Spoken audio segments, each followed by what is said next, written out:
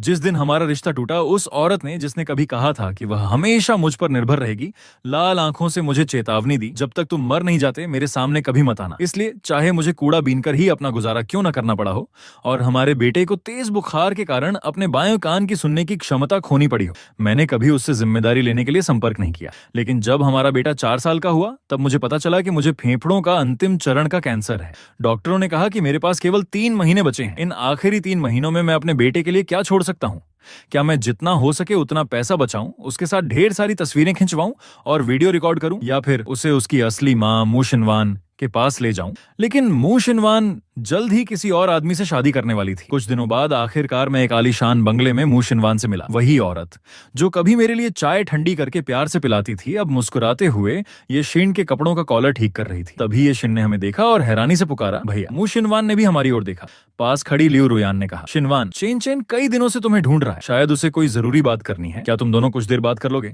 मूशिनवान चुपचाप हमें देखती रही। उसकी नजर आखिरकार मेरे छोटे से बेटे पर जाकर ठहर गई। मेरे बेटे ने डरते डरते लेकिन शिष्टता से कहा, आंटी नमस्ते। मैंने हिम्मत जुटाई, उसका हाथ पकड़कर एक कदम आगे बढ़ा और कहा, मिस मू, क्या मैं आपके कुछ मिनट ले सकता हूँ? मेरी लगभग विनती करती आवाज मानो उसके दिल को छू गई, लेकिन उसने न मेरी तरफ देखा और न ही मेरे बेटे की तरफ।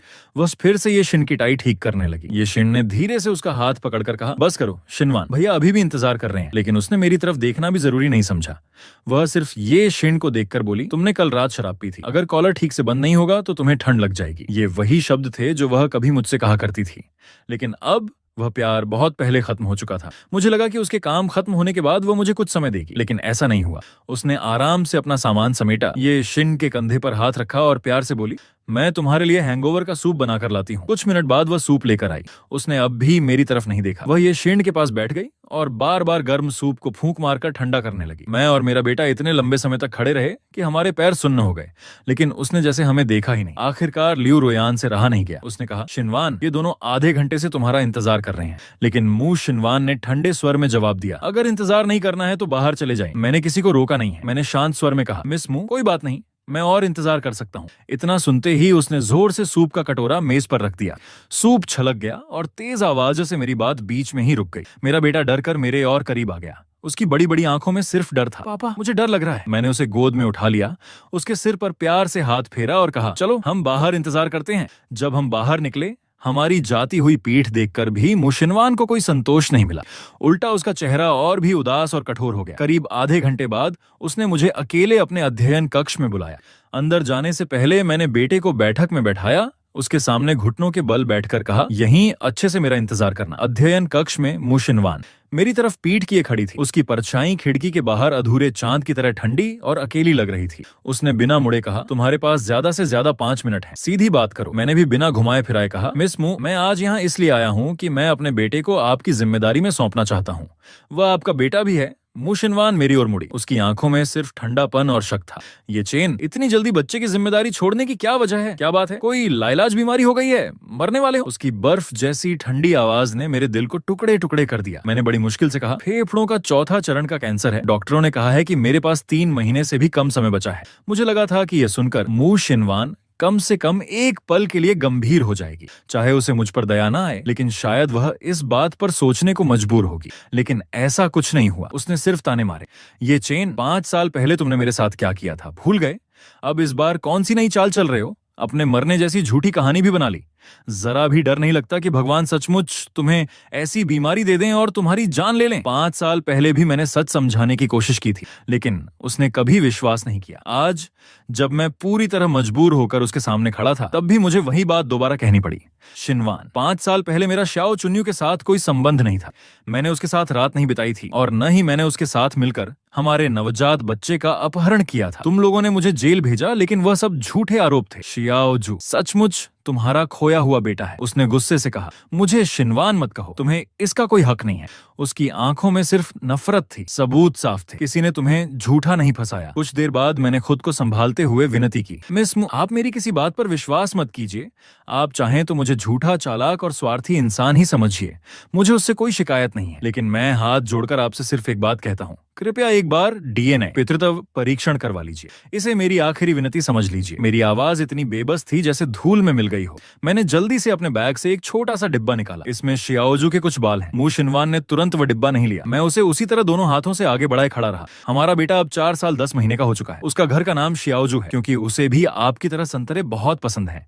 जितने भी खिलाओ उसका मन नहीं भरता। बस मू शिनवान की तेज चीख ने मेरी बात बीच में ही रोक दी। ऐसा लगा जैसे मेरे शरीर और आत्मा की सारी ताकत एक पल में खत्म हो गई हो। मैंने कांपती आवाज में कहा, मिस मू, आप क्या चाहती हैं कि मैं क्या करूं ताकि आप एक बार डीएनए टेस्ट के लिए तैयार हो जाएं? क्या मैं आपके सामने घुटनों के बल बैठकर भीख मांगूं? अगर यही चाहिए तो मैं वह भी करूंगा। इतना कहकर मैं हाथ में डिब्बा लिए घुटनों पर बैठने ही वाला था, लेकिन मेरी इतनी बेबसी भी उसके दिल को नहीं पिघला सकी। उसने झटके से डिब्बा मेरे हाथ से छीन लिया और गुस्से में बोली, बस मेरे घर का कालीन गंदा मत करो। तुम्हारी इज्जत की मेरे लिए कोई कीमत नहीं है।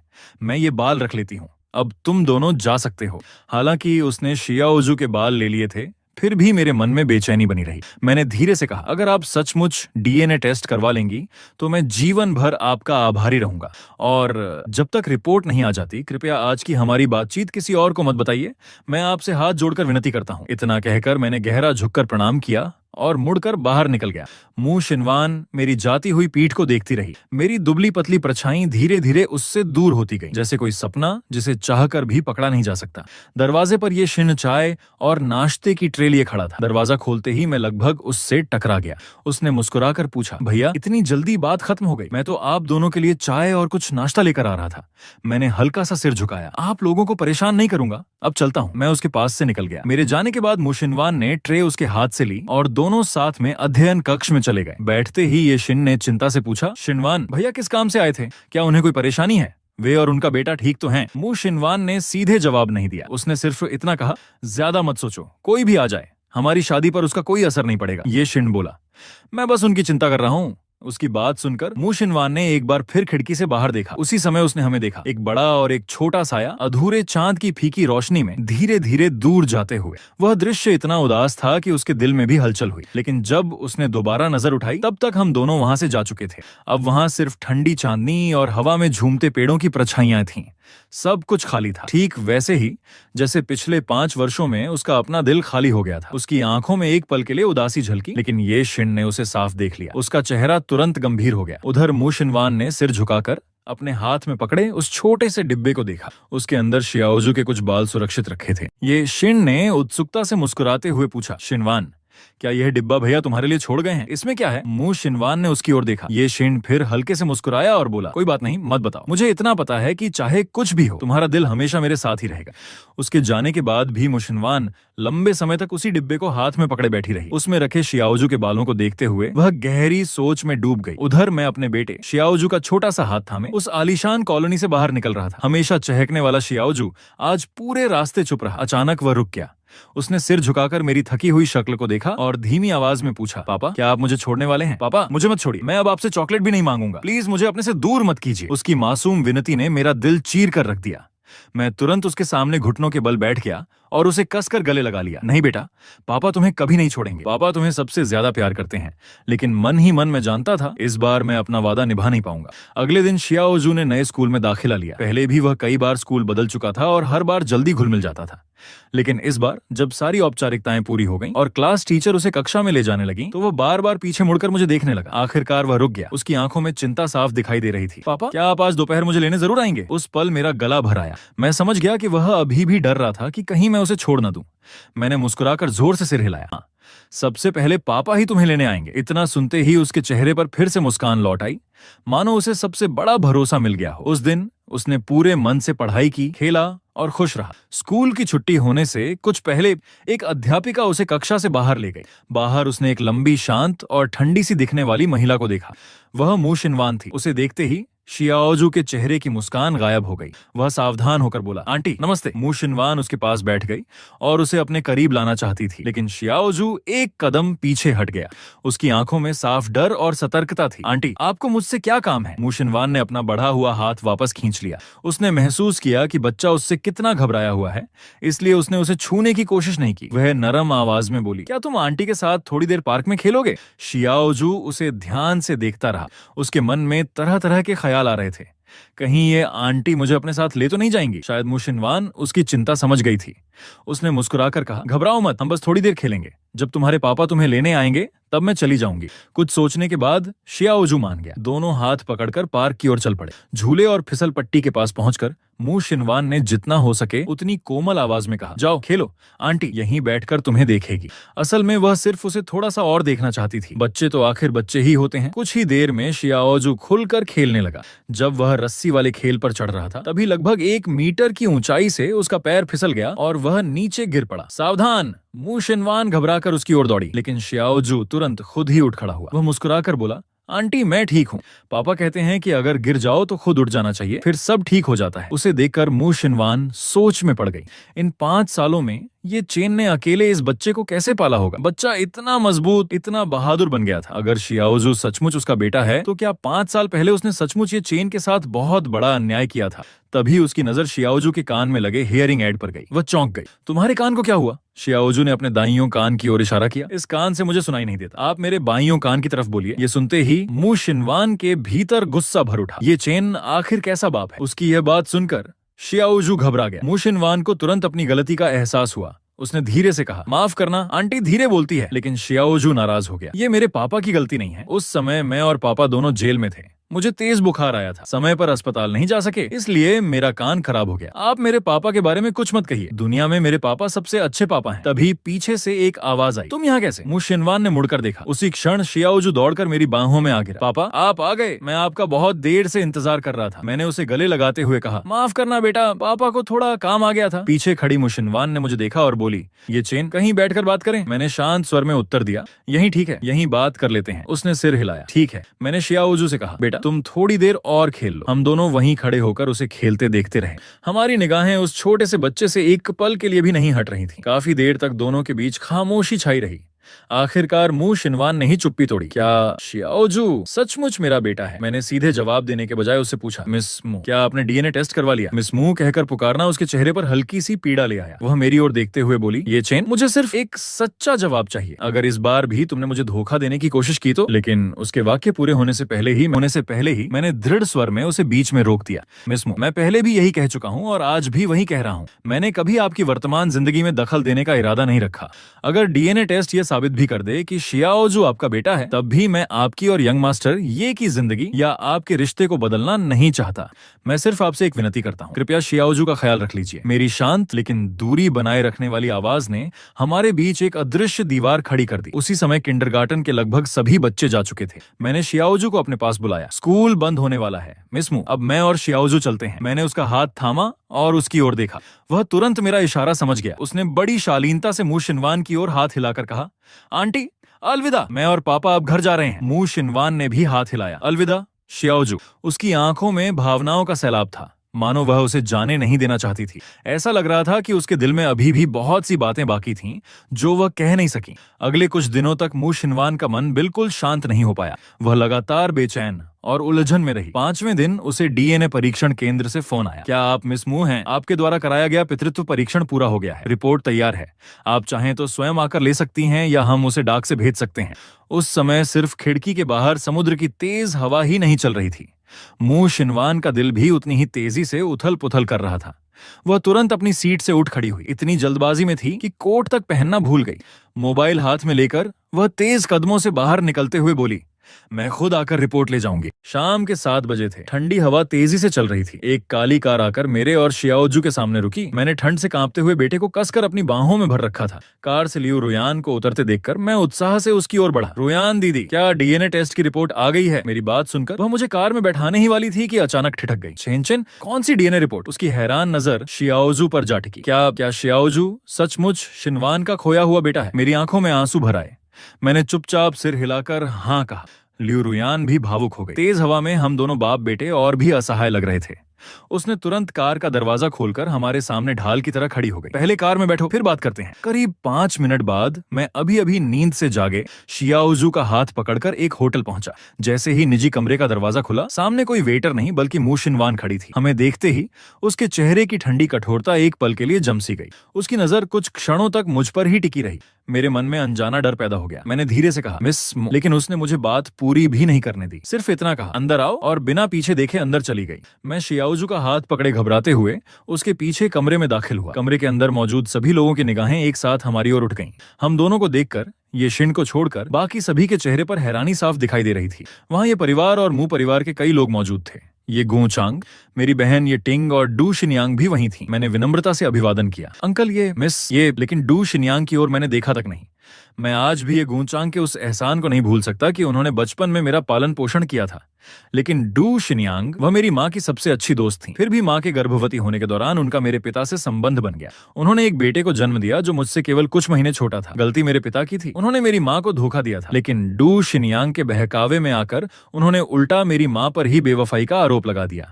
मैं ये गूंचांग से इसलिए नफरत नहीं करता कि उन्होंने डीएनए रिपोर्ट दिखाकर कहा था कि मैं उनका सगा बेटा नहीं हूँ।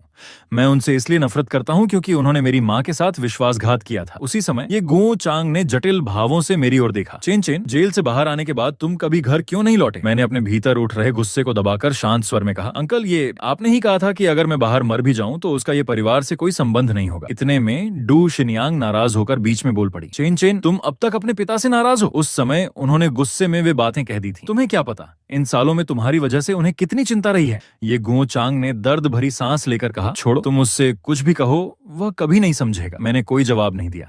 अब अतीत की सारी शिकायतें और दर्द मेरे लिए मायने नहीं रखते थे। मेरे लिए सबसे बड़ी चिंता सिर्फ एक थी, मेरे मरने के बाद क्या कोई मेरे बेटे शियाओजू का ख्याल रखेगा? मैंने मू शिनवान की ओर देखा। मिस मू, आपने आज मुझे यहाँ बुलाया है, यकीनन कोई बहुत जरूरी बात होगी। वह धीरे धीरे अपनी सीट से उठी। उसके हाथ में एक फाइल थी। वह कुछ पल तक मुझे घूरती रही, फिर उसके होंठों पर ठंडी मुस्कान उभरी। ये चेन, तुम डीएनए टेस्ट का नतीजा जानना चाहते थे, है ना? तो आज मैं तुम्हें उसका जवाब देती हूँ। इतना कहकर उसने फाइल से रिपोर्ट निकाली और पूरी ताकत से मेरे चेहरे पर दे मारी। कागज के पन्ने हवा में बिखर गए। उनके तेज किनारों ने मेरे चेहरे को काट दिया, लेकिन मुझे दर्द का जरा भी एहसास नहीं हुआ।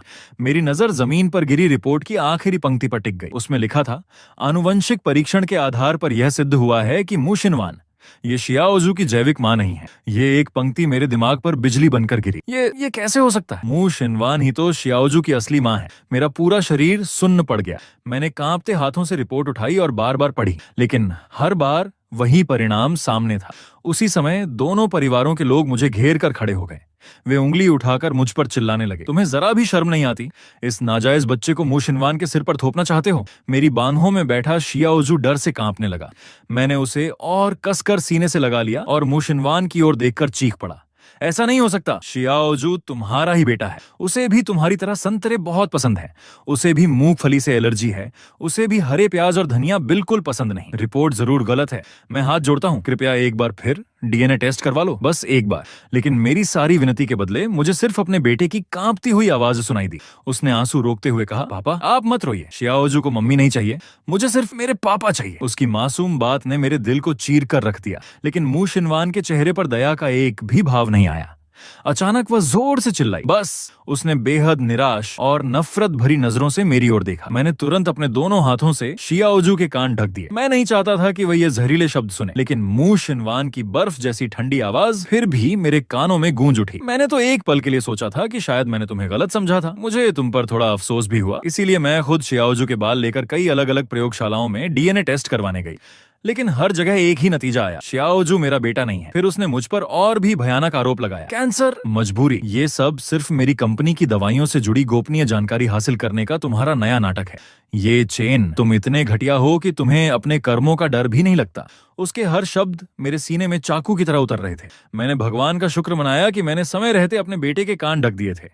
मैंने कांपती आवाज में आखिरी बार उससे कहा, मिस मू, शियाओजू का एक कान पहले ही सुन नहीं सकता। क्या आप थोड़ा धीरे बोल सकती हैं? क्या आप कम से कम बच्चे के सामने ऐसी बातें नहीं कह सकती? लेकिन उसके होंठों पर सिर्फ एक ठंडी हंसी आई। अब तुम्हें अपने बेटे की चिंता हो रही है? उसकी आंखों की नफरत ने उसकी सारी समझदारी को निगल लिया था। और फिर उसने दुनिया की सबसे निर्दयी बात कही, ये चेन, तुम्हारे बेटे का बहरा होना भी तुम्हारे घटिया कर्मों की सजा है। ये भगवान का दिया हुआ दंड है। उसके शब्द खत्म होते ही उसने मेरे सामने तस्वीरों का एक पुलिंदा फेंक दिया। उनमें से एक तस्वीर सीधे मेरे हाथ में आ गिरी। मैंने देखा वह झो फार्मास्यूटिकल्स की मोटी सी चश्मा पहने महिला थी। कुछ दिन पहले वही औरत जबरदस्ती मेरे पीछे पड़ी हुई थी। किसी ने उस पल की चोरी छिपे तस्वीरें खींच ली थी। मैं घबरा कर बोला, नहीं, वे लोग मेरे साथ साझेदारी करना चाहते थे, लेकिन मैंने कभी हामी नहीं भरी। मैंने ऐसा कभी सोचा भी नहीं। छट्टाक!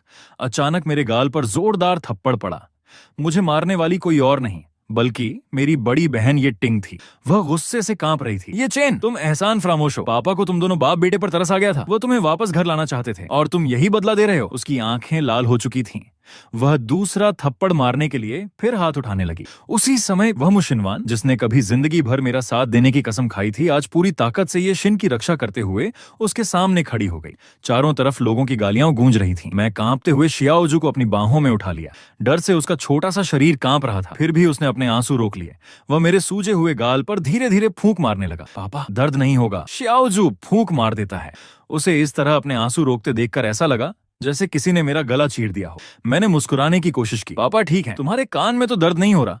उसने जोर जोर से सिर हिलाया। नहीं, मुझे दर्द नहीं है पापा, ये लोग बहुत डरावने हैं। चलो यहाँ से चलते हैं प्लीज। मैंने उसके आंसू पोंछे और भारी मन से सिर हिलाया। चलो बेटा। जाने से पहले मैंने आखिरी बार ये शिन की ओर गहरी नजर डाली। मेरे पास कोई पक्का सबूत नहीं था, लेकिन मुझे पूरा यकीन था डीएनए रिपोर्ट के साथ जरूर छेड़छाड़ की गई थी और ये काम उसी ने किया था। जैसे ही उसे मेरी नजर का एहसास हुआ, मू शिनवान ने तुरंत ये शिन को अपनी बाहों में छिपा लिया। वहीं ये टिंग गुस्से से मेरी ओर इशारा करते हुए बोली, ये चेन, शिंग शिंग के बारे में सोचना भी मत। तुम चाहे जो कर लो, मू शिनवान और शिंग शिंग की शादी होकर ही रहेगी। इसे कोई नहीं बदल सकता। उसकी बात सुनकर मुझे अचानक हंसी आ गई। चेहरे पर पड़े थप्पड़ की जलन सहते हुए मैंने अपनी कमर सीधी की और दृढ़ स्वर में कहा, मू शिनवान, मेरे लिए अब सिर्फ एक ऐसी चीज है जिसे बहुत पहले फेंक दिया गया था। वह किससे शादी करती है, इससे मुझे कोई फर्क नहीं पड़ता। मेरे शब्द मजबूत थे, लेकिन दिल के भीतर निराशा की गहरी लहर उठ चुकी थी।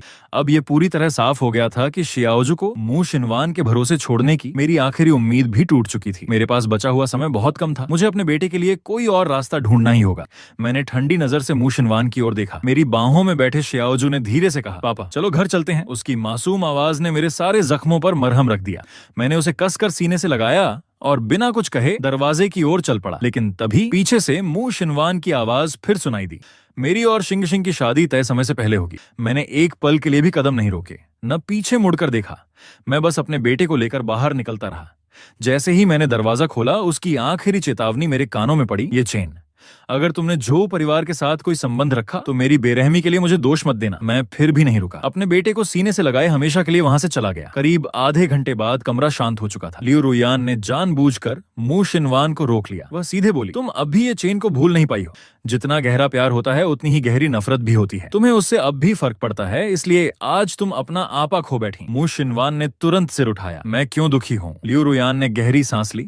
जब ये चेन का एक्सीडेंट हुआ था तब ये शिन हर पल उसके साथ रहा। उसके लिए मंदिर में घुटनों के बल बैठकर दुआ मांगी। उसके सबसे अंधेरे दिनों में उसका सहारा बना। लेकिन एहसान और प्यार एक जैसी चीज नहीं होते। और अगर सचमुच उसे कैंसर है, अगर वह सच में इस दुनिया से चला गया, तो आज जो कुछ तुमने किया है, एक दिन उसी बात का तुम्हें सबसे ज्यादा पछतावा होगा। लेकिन मू शिनवान ने बिना एक पल सोचे उसकी बात काट दी। मैं सिर्फ सबूतों पर विश्वास करती हूँ। इतना कहकर वह अचानक खड़ी हुई और ठंडे चेहरे के साथ बाहर निकल गई। जाते जाते उसने सिर्फ और इतना कहा, ये चेन के मामले में तुम बीच में मत पड़ना। घर लौटने के बाद मेरा दिल बार बार शियाओजू के लिए टूट रहा था। मैं जानता था वो सब समझ चुका था। उसे पता था कि मू शिनवान ही उसकी असली माँ है, लेकिन वही औरत उससे नफरत करती है। उसे अपना बेटा मानने से भी इनकार कर रही है। एक छोटे बच्चे के लिए इससे बड़ा सदमा और क्या हो सकता था? मैंने उसे अपने पास बिठाकर धीरे से कहा, शियाओजू, कोई बात नहीं, पापा हमेशा तुमसे प्यार करेंगे। लेकिन उसने उल्टा मुझे ही सांत्वना दी। वह मुस्कुराकर बोला, पापा मुझे सिर्फ आप ही चाहिए। उसकी यह एक बात सुनकर मेरी आंखों से आंसू बह निकले। लेकिन मैं जानता था मैं बहुत जल्द मरने वाला हूँ। मेरे जाने के बाद उसके जीवन का क्या होगा? अब जबकि मू शिनवान ने उसे अपना मानने से इनकार कर दिया था, मुझे अपने दिल पर पत्थर रखना ही होगा। मुझे शियाओजू के लिए एक नया घर ढूंढना पड़ेगा।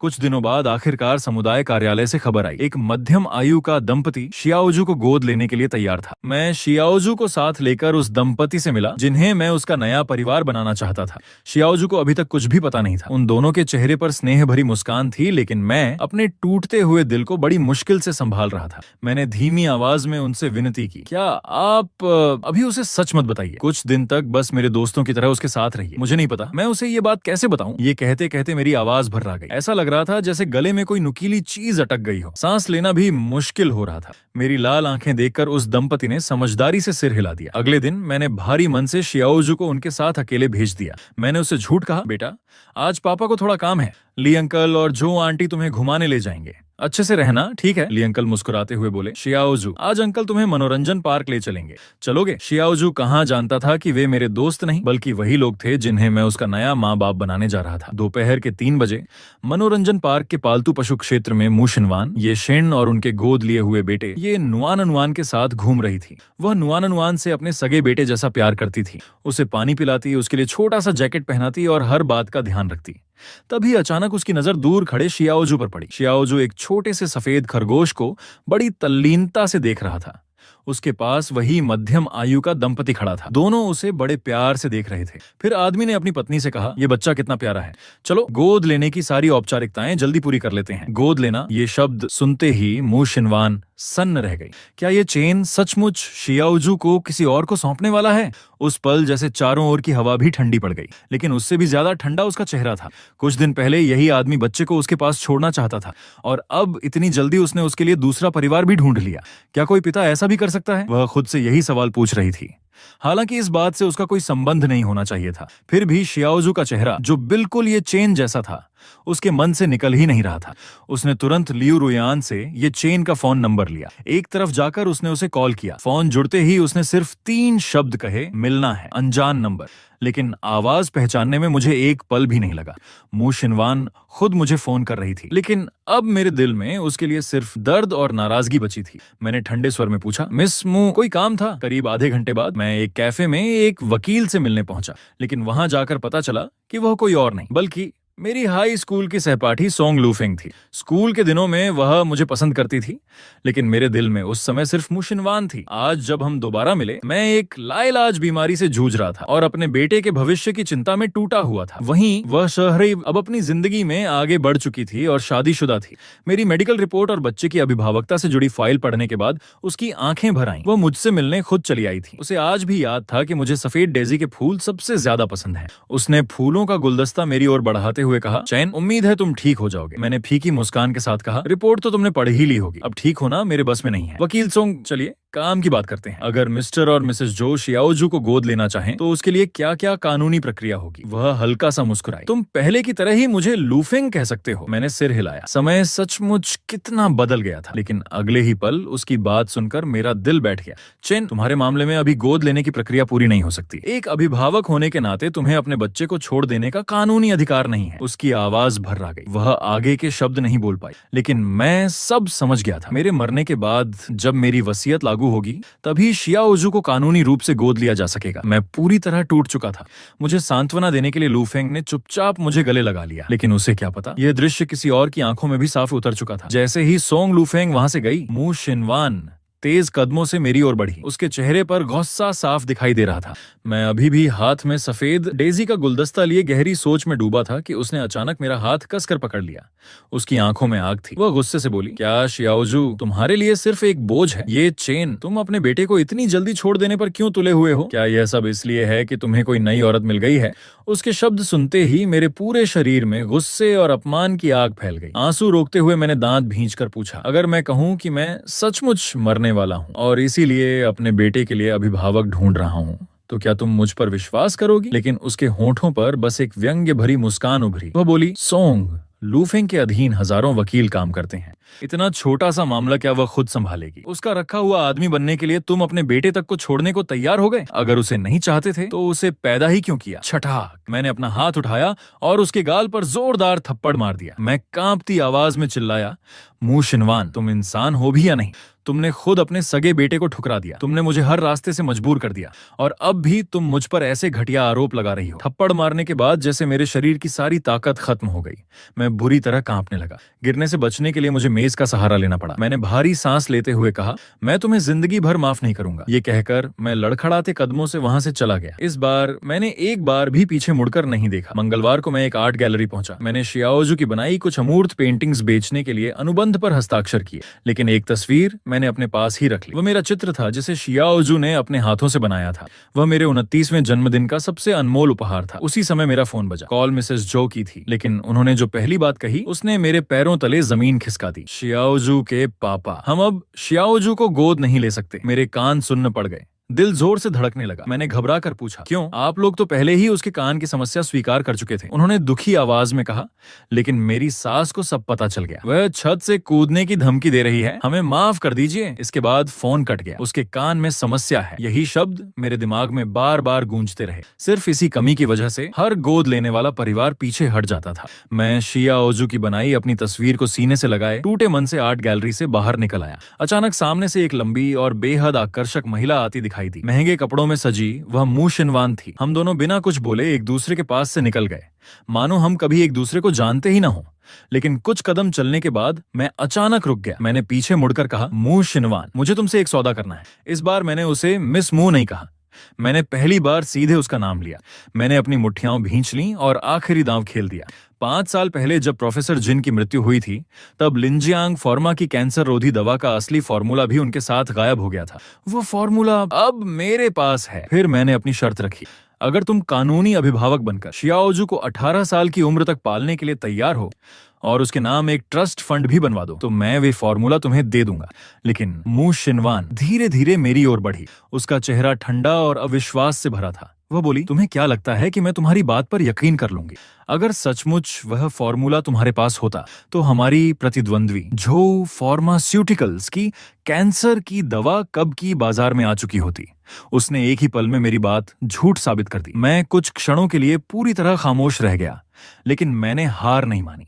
कांपते हाथों से मैंने शियाओजू की बनाई वह तस्वीर उसकी ओर बढ़ाई। मू शिनवान, जरा इस तस्वीर को देखो। क्या तुम्हें याद है, जब मैं 18 साल का था तब तुमने भी मुझे मेरी एक तस्वीर बनाकर दी थी। तब तुमने वादा किया था कि पूरी जिंदगी मेरे साथ रहोगी। आज मैं सचमुच हर तरफ से हार चुका हूँ। बस उसकी गूंजती हुई आवाज ने मेरी बात बीच में ही रोक दी। उस परिचित स्केच की रेखाएं देखते ही उसके दिल के सबसे गहरे जख्म फिर से हरे हो गए। वह गुस्से से बोली, ये चेन, क्या तुम्हें जरा भी शर्म नहीं आती? तुम्हें अतीत की बातें करने का कोई हक नहीं है। तुम उसके लायक ही नहीं हो। उसकी हर बात तीर की तरह मेरे दिल में चुभ रही थी, लेकिन मैंने सब कुछ सह लिया। मेरे लिए अब सिर्फ मेरा बेटा मायने रखता था। मैंने आखिरी उम्मीद के साथ कहा, अगर तुम्हें हमारे पुराने रिश्ते की कोई परवाह नहीं है तो मत करो, लेकिन इस तस्वीर को ध्यान से देखो। क्या तुम्हें इसकी चित्रकारी की शैली अपनी जैसी नहीं लगती? शियाओजू ने सिर्फ 1 साल चित्रकला सीखी है, फिर भी वह इतनी जीवंत तस्वीर बना सकता है। मैं सचमुच बहुत बड़ी मुसीबत में हूँ। अब मेरे पास उसे पालने का कोई रास्ता नहीं बचा। मेरे मन में एक ही उम्मीद थी, अगर मू शिनवान कुछ समय शियाओजू के साथ बिताएगी तो शायद वह उस अनकहे रिश्ते को महसूस कर पाएगी जो खून के रिश्तों में होता है। शियाओजू को भी उसकी तरह संतरे पसंद है। वह भी हरे प्याज और धनिया नहीं खाता। उसे भी मूंगफली से एलर्जी है, और सबसे बढ़कर उसमें चित्रकारी की वही असाधारण प्रतिभा थी। मुझे पूरा विश्वास था कि यह देखकर मू शिनवान मान जाएगी कि शियाओजू उसी का बेटा है। उसने तस्वीर पर नजर डाली। चित्र के चेहरे की बारीकियां, खासकर बालों की रेखाएं, बिल्कुल उसकी अपनी शैली जैसी थीं। लेकिन अगले ही पल उसने मन में सोचा, 4 साल का बच्चा इतनी अद्भुत चित्रकारी कैसे कर सकता है?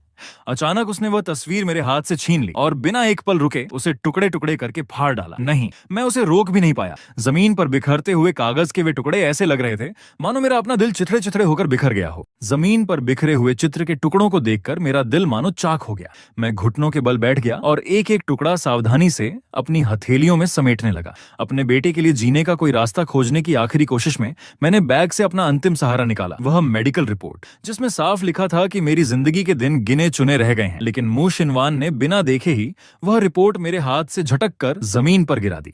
वह ठंडी आवाज में बोली, भगवान सब देख रहा है। झूठ बोलकर खुद को लाइलाज बीमार बताना ही काफी नहीं था। अब तुम एक छोटे बच्चे का भी इस्तेमाल कर रहे हो। लगता है तुम्हें अभी तक अपने कर्मों की सजा कम मिली है। वह मुड़कर जाने लगी। मेरे घुटनों में अचानक ताकत ही नहीं बची। मैं वहीं जमीन पर गिर पड़ा। गला इतना भर आया कि एक शब्द भी नहीं निकल पाया। लेकिन मू शिनवान के दिल में जरा भी नरमी नहीं आई। उसने मेरी ओर देखकर कहा, अगर तुम सचमुच सुधर जाओ और एक अच्छे पिता बनो तो मैं तुम्हें कुछ पैसे दे सकती हूँ, इतने कि तुम और तुम्हारा बेटा आराम से जी सको। इतना कहकर वह बिना पीछे देखे अपनी कार में बैठी और चली गई। तेज हवा चलने लगी। जमीन पर पड़े चित्र के टुकड़े चारों ओर उड़ने लगे। मैं लड़खड़ाते हुए उनके पीछे भागा। भागते भागते सड़क के बीचों बीच पहुंच गया। तभी एक तेज रफ्तार कार मेरे सामने आकर चीखती हुई ब्रेक लगाकर रुकी। ड्राइवर खिड़की से सिर निकालकर चिल्लाया, मरना है क्या? मैं मन ही मन मुस्कुरा भी नहीं पाया। मैं मरना नहीं चाहता था, मैं तो बस अपने बेटे के साथ थोड़ा और जीना चाहता था। देर रात मैं अकेला कमरे की धुंधली रोशनी में बैठा था, शियाओजू की बनाई तस्वीर के फटे हुए टुकड़ों को एक एक करके जोड़ रहा था। लेकिन चाहे जितनी कोशिश करूं, वह तस्वीर पहले जैसी कभी नहीं बन सकती थी। हर तरफ सिलवटें थीं, हर जगह दरारें थीं। उसे देखते हुए मुझे लगा जैसे मेरे बेटे की आने वाली जिंदगी भी ऐसी ही टूटी बिखरी होने वाली है। एक पिता होने के नाते मैं अपने बच्चे को इतनी तकलीफों से भरी जिंदगी कैसे दे सकता था? तभी पीछे से मासूम आवाज आई, पापा आप क्या कर रहे हैं? मैं घबरा गया, जल्दी से आंसू पोंछे और उस फटी हुई तस्वीर को छिपाने की कोशिश की, लेकिन देर हो चुकी थी। प्यारा सा शियाओजू अपने छोटे से नाइट सूट और गोल मटोल पेट के साथ मेरे बिल्कुल पास आ चुका था। उसकी नजर सीधे उस टूटी हुई तस्वीर पर पड़ी। उसकी छोटी सी दुनिया जैसे उसी पल टूट गई। उसने कांपती आवाज में पूछा, पापा मैंने जो आपकी तस्वीर बनाई थी उसका यह हाल कैसे हो गया? उसकी आंसुओं से भरी आंखें देखकर मेरा दिल दर्द से मरोड़ खा उठा। उसकी माँ की सच्चाई छिपाने के लिए मुझे एक झूठ बोलना पड़ा। मैंने मुस्कुराने की कोशिश करते हुए कहा, पापा की गलती है। रास्ते में एक बहुत गुस्सैल कुत्ता आ गया था, उसने तस्वीर फाड़ दी। शियाओजू ने आंसू पोंछते हुए मासूमियत से कहा, लेकिन सारे कुत्ते तो अच्छे होते हैं, वह मेरी तस्वीर क्यों फाड़ेगा? इतना कहकर उसने तुरंत मेरे पूरे शरीर को टटोलना शुरू कर दिया। जब उसे यकीन हो गया कि मुझे कहीं चोट नहीं लगी तो उसने मुझे कसकर गले लगा लिया। अपनी नन्ही सी आवाज में बोला, कोई बात नहीं, अगर पापा को कुत्ते ने नहीं काटा तो मैं आपके लिए एक और तस्वीर बना दूंगा। उसकी बात सुनकर मेरी आंखें फिर भर आईं। अगर उसे कभी पता चल गया कि उसकी प्यारी तस्वीर किसी कुत्ते ने नहीं बल्कि उसकी अपनी माँ ने फाड़ दी थी तो उसका छोटा सा दिल कितना टूट जाता। उस रात हम दोनों बिस्तर पर लेट गए। उसने अपनी छोटी सी बाहों से मेरे दुबले शरीर को कसकर पकड़ लिया, फिर धीरे से बोला, पापा आप फिर से दुबले हो गए हैं। उसी समय मेरे फेफड़ों में तेज दर्द उठा, मुझे जोरों की खांसी आने लगी। मैंने जल्दी से बहाना बनाया, पापा को थोड़ा जुकाम है, मैं पानी पीकर आता हूँ। लेकिन इससे पहले कि मैं उठता, शियाओजू खुद दौड़कर रसोई में गया और मेरे लिए गुनगुना पानी ले आया। उसी पल मैंने जल्दी से अपने हाथ में मुड़ा हुआ टिश्यू कसकर दबा लिया। उस टिश्यू के अंदर अभी अभी खांस कर निकला हुआ मेरा खून छिपा था। मैं सोचता रह गया, अगर बीमारी से सचमुच मेरी मौत हो गई तो मेरे जाने के बाद मेरे बेटे का क्या होगा? अगली दोपहर लियू रुयान ने मुझे एक निजी क्लब के कमरे में बुलाया। उसने मेरे सामने गरम अदरक की चाय का कप रखा, फिर चुपचाप एक बैंक कार्ड मेरी ओर बढ़ाया। वो बोली, चेन, ये मु शिनवान ने तुम्हारे लिए भेजा है। इस कार्ड का पासवर्ड तुम्हारी जन्म तिथि है, उसे आज भी तुम्हारा जन्मदिन याद है। ये पैसे रख लो और अपने बेटे के साथ अच्छी जिंदगी बिताओ। लियू रुयान की बात सुनकर मेरे होंठों पर बस एक फीकी सी मुस्कान रह गई। मु शिनवान आज कितनी ठंडी और कठोर हो चुकी है, ये बात मुझसे बेहतर कोई नहीं जानता था। मैंने अपना पीला पड़ा चेहरा उठाकर सीधे पूछा, रुयान दीदी, क्या मु शिनवान ने सच में यही कहा था कि मुझे सुधर जाना चाहिए और अगर मैंने फिर कोई बुरा काम किया तो वो मुझे कभी नहीं छोड़ेगी? लियू रुयान चुप हो गई, ऐसी चुप्पी जिसमें सच खुद दिखाई दे रहा था। वह उन कठोर शब्दों को दोहराने की हिम्मत ही नहीं जुटा सकी। उसने बस फिर से बैंक कार्ड मेरी ओर बढ़ाते हुए कहा, मु शिनवान ने भेजा है, मुफ्त के पैसे हैं, मना मत करो। इस बार मैंने बिना झिझक कार्ड ले लिया। मैंने शांत स्वर में कहा, कृपया मु शिनवान से कहना धन्यवाद, इन पैसों को मैं अपने बेटे के पालन पोषण का खर्च समझकर रख रहा हूँ। मेरे मरने के बाद यही पैसे शियाओजू के काम आएंगे। मेरी इतनी सहज स्वीकृति देखकर लियू रुयान का दिल और भारी हो गया। वह हिचकिचाते हुए बोली, चेन, तुम्हारे कैंसर की बात। मैंने तुरंत उसकी बात बीच में ही रोक दी। रुयान दीदी, मान लीजिए कि मैं झूठ बोल रहा हूँ, वैसे भी कोई मुझ पर विश्वास नहीं करता, खासकर मु शिनवान। वो तो शियाओजू को अपनाने के लिए भी तैयार नहीं हुई। मैं खड़ा हो गया, मेरी आवाज में अजीब सी दृढ़ता थी। चाहे आगे कुछ भी हो, मैं सब सह लूंगा। लेकिन मैं जानता था डॉक्टर मुझे पहले ही मौत की सजा सुना चुके थे। फेफड़ों का अंतिम चरण का कैंसर अब मुझे ज्यादा समय नहीं देने वाला था। उधर मु शिनवान दिन रात दवा अनुसंधान प्रयोगशाला में लगी हुई थी। वह कैंसर की नई दवा के विकास में पूरी तरह डूबी हुई थी। रात के 11 बज चुके थे, तभी लियू रुयान ने उसे बाहर रोक लिया। मु शिनवान, मुझे चेन के बारे में तुमसे। लेकिन मु शिनवान ने सफेद लैब कोट उतारते हुए उसकी बात काट दी। पैसे उसने ले लिए? हाँ, उसने ले लिए, लेकिन पूरे 20 लाख युआन। मु शिनवान अचानक रुक गई। उसके चेहरे पर तिरस्कार साफ झलक रहा था। वह व्यंग्य से बोली, वाह, उसने तो बिना सोचे समझे पैसे रख भी लिए। आखिर जो फार्मास्यूटिकल्स ने उसे कितना फायदा पहुंचाया है, उस आदमी को तो जेल में कुछ साल और रहना चाहिए था। लेकिन लियू रुयान को बार बार मेरा जाते समय का टूटा हुआ चेहरा याद आ रहा था। वह धीरे से बोली, जरा उसकी जिंदगी के बारे में सोचो। जन्म लेते ही उसने अपनी माँ को खो दिया। 21 साल की उम्र में उसे घर से निकाल दिया गया। 25 साल की उम्र में जेल भेज दिया गया। और अगर सचमुच उसे कैंसर है तो उसके लिए अब कोई रास्ता नहीं बचा। ये सुनते ही मु शिनवान की आंखें ठंडी हो गईं। उसने तीखे स्वर में कहा, ये चेन तुम्हारा पति है क्या? तुम उसकी इतनी चिंता करती हो जितनी शायद अपने पति की भी नहीं करती। लियू रुयान गुस्से से कांप उठी। क्या तुम्हारे पास जरा भी दिमाग और इंसानियत नहीं बची? लेकिन मु शिनवान उससे भी ज्यादा गुस्से में थी। उसने कार का दरवाजा खोला, तेजी से अंदर बैठी और गाड़ी स्टार्ट कर दी। जाने से पहले बस इतना कहा, ये चेन के मामले में अब से तुम बिल्कुल दखल मत देना। उसी रात मुझे फिर से खून की तेज खांसी आई।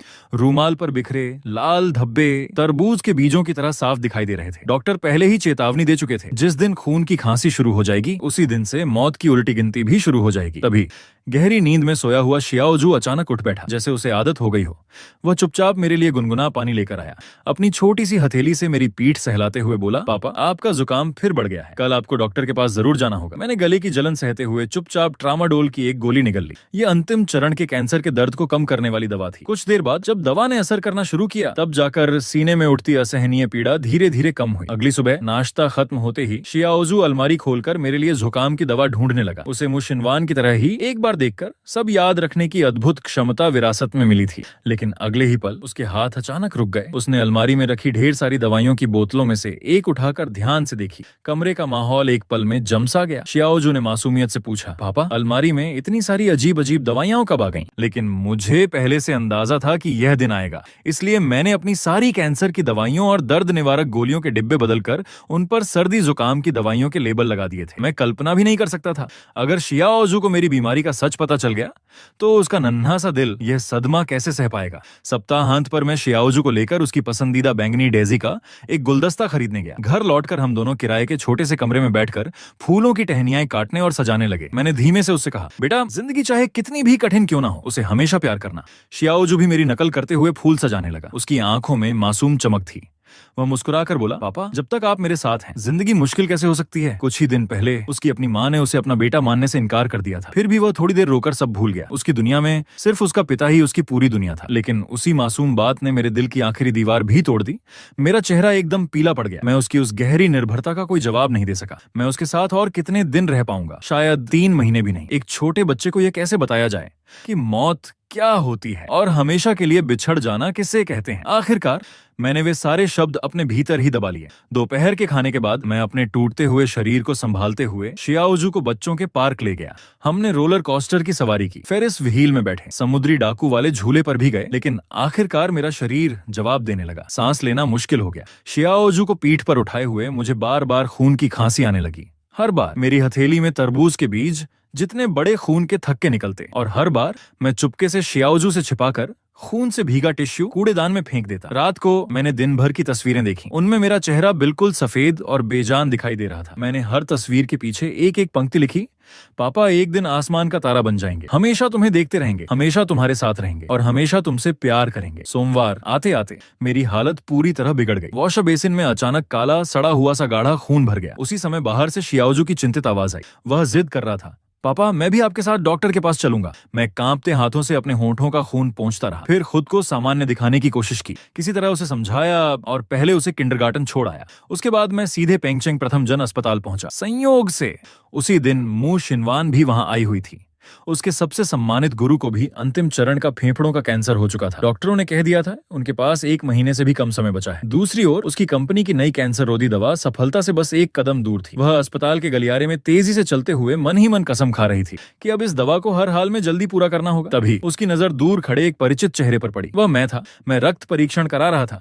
मु शिनवान दूर खड़ी मुझे देखती रही। उसकी भौहें सिकुड़ गईं। मेरे शरीर से एक के बाद एक कई शीशियां खून ली गईं। आज मैं यह जांच कराने आया था कि कहीं कैंसर पूरे शरीर में फैल तो नहीं गया। इतना खून निकलने के बाद मेरे शरीर में बिल्कुल ताकत नहीं बची। मैं कुर्सी पर ढह गया। मैंने अपने साथ लाई हुई मीठे पानी की बोतल निकाली, लेकिन कई कोशिशों के बाद भी मेरी उंगलियों में ढक्कन खोलने तक की ताकत नहीं बची थी। खाली पेट, गंभीर बीमारी और लगातार होती पीड़ा मुझे ऐसा महसूस करा रही थी कि अगले ही पल मैं बेहोश होकर गिर पड़ूंगा। लेकिन मैं अभी मर नहीं सकता था। जब तक शियाओजू की जिंदगी सुरक्षित नहीं हो जाती, मुझे हर हाल में जिंदा रहना था। उसी समय एक गोरा और पतला हाथ अचानक मेरी बोतल उठा ले गया। उसने आसानी से ढक्कन खोला और बोतल मेरी ओर बढ़ा दी। मैंने सिर उठाकर देखा। मेरे सामने मु शिनवान खड़ी थी। मैं वहीं स्तब्ध रह गया।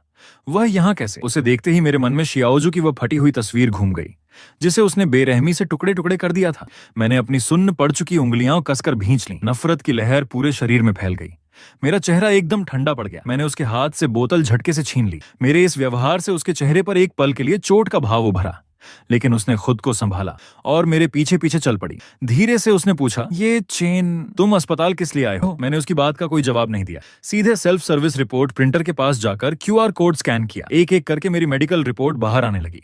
जैसे ही मैं उन्हें उठाने के लिए झुका, उससे पहले ही मु शिनवान ने हाथ बढ़ाकर सारी रिपोर्ट अपने हाथ में ले ली। वो डॉक्टर थी, सिर्फ एक नजर में सब समझ गई। CEA कैंसर एम्ब्रायोनिक एंटीजन सिफरा 21 एक सभी मानक से बहुत ऊपर थे। CT स्कैन की रिपोर्ट साफ बता रही थी कि कैंसर शरीर के दूसरे अंगों तक फैल चुका है।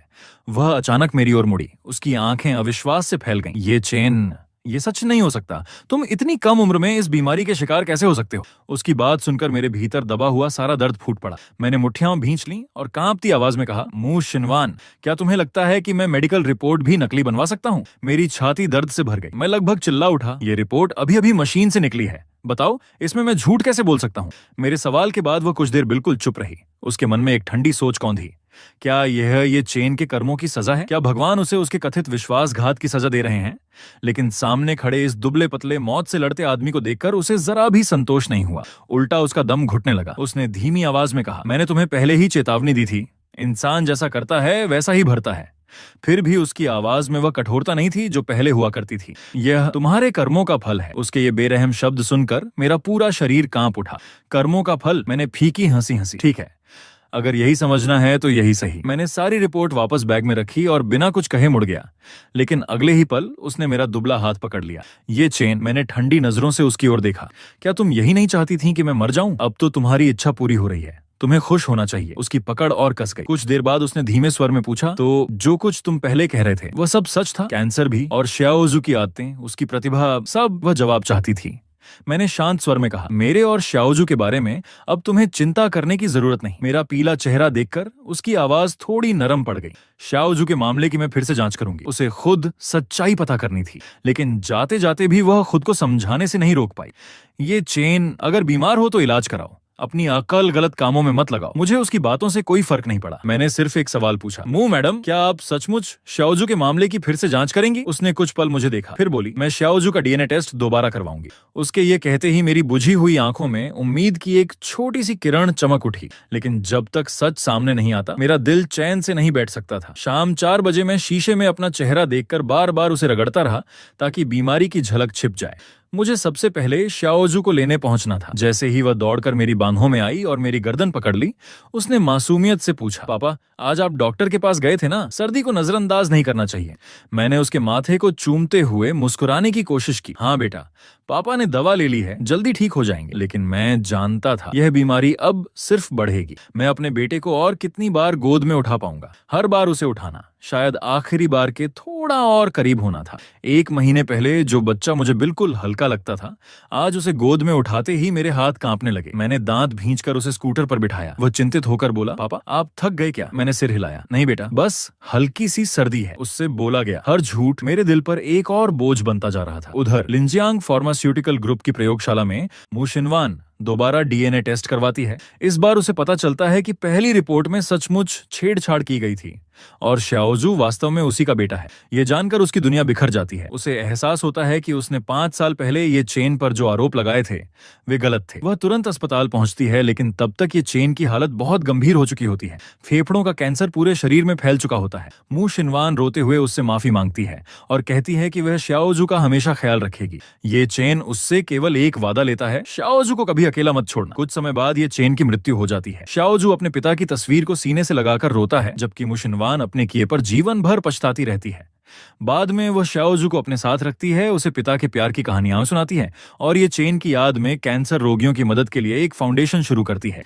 कहानी का अंत इस संदेश के साथ होता है कि गलतफहमियां कभी कभी पूरी जिंदगी बदल देती हैं और कुछ पछतावे ऐसे होते हैं जिन्हें समय भी नहीं मिटा सकता।